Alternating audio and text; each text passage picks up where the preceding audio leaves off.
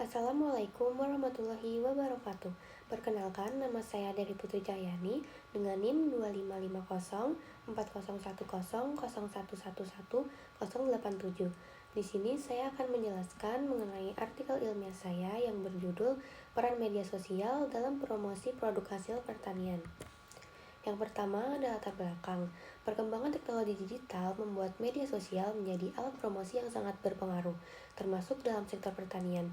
Dengan lebih dari 191 juta pengguna media sosial di Indonesia, platform seperti Instagram, TikTok, dan Facebook memberikan peluang besar bagi petani untuk mengenalkan produk mereka secara luas, cepat, dan murah. Namun, banyak petani yang masih bergantung pada pemasaran tradisional dan belum memiliki kemampuan digital marketing yang memadai. Di sisi lain, konsumen modern kini lebih banyak mencari informasi dan rekomendasi produk melalui media sosial.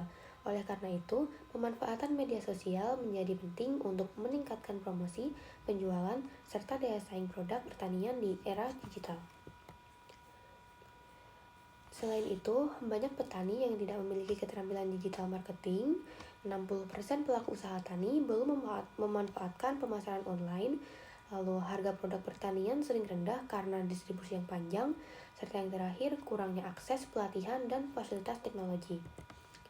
Untuk rumusan masalahnya ada 3, yaitu bagaimana peran media sosial dalam promosi produk pertanian, bagaimana media sosial berkontribusi terhadap peningkatan penjualan, dan yang terakhir, bagaimana media sosial membangun citra dan kepercayaan konsumen.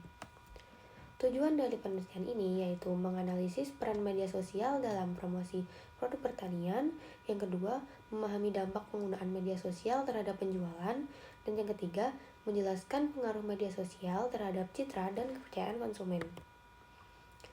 Tinjauan pustaka ada 3 juga. Yang pertama yaitu dari Hermawati et al. 2021 yang berjudul Digitalisasi Agribisnis Meningkatkan Jangkauan Pasar.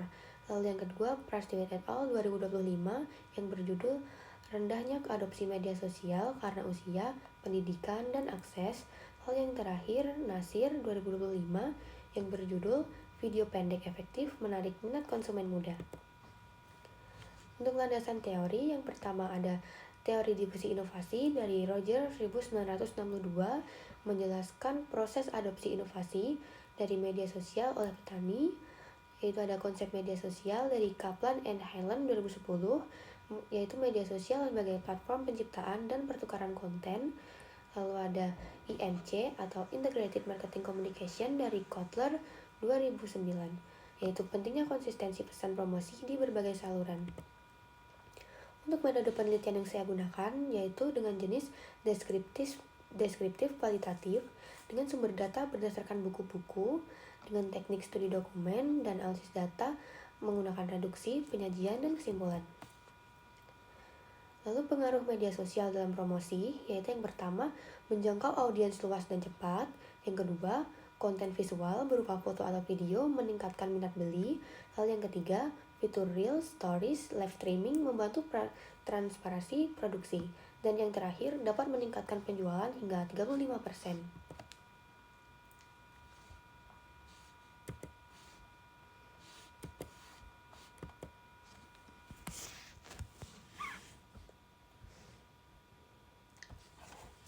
Lalu setelah itu ada hubungan dengan peningkatan penjualan. Yang pertama ada memperpendek rantai distribusi sehingga harga lebih tinggi bagi petani. Lalu yang kedua, konsumen mendapatkan testimoni, review, dan informasi cepat. Lalu yang ketiga, fitur toko digital seperti Instagram Shop, TikTok Shop mempermudah transaksi. Dan yang terakhir, digital marketing meningkatkan pendapatan petani 30 hingga 40%. Lalu untuk membangun citra dan kepercayaan, yang pertama yaitu melalui konten edukatif dan transparansi proses produksi meningkatkan kepercayaan. Lalu yang kedua, storytelling memperkuat brand image. Yang ketiga, jangkauan pasar lebih luas termasuk keluar daerah.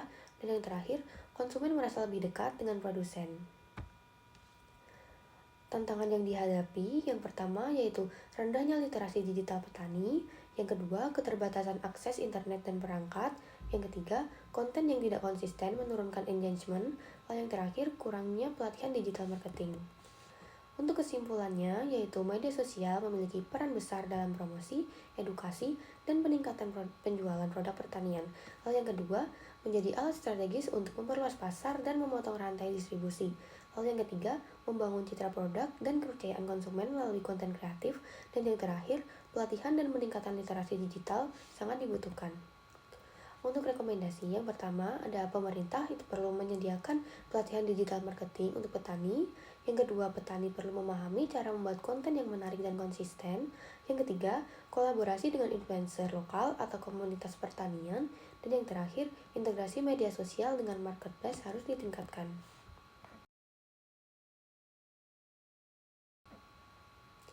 Sekian presentasi dari saya, terima kasih dan maaf apabila ada banyak salah kata.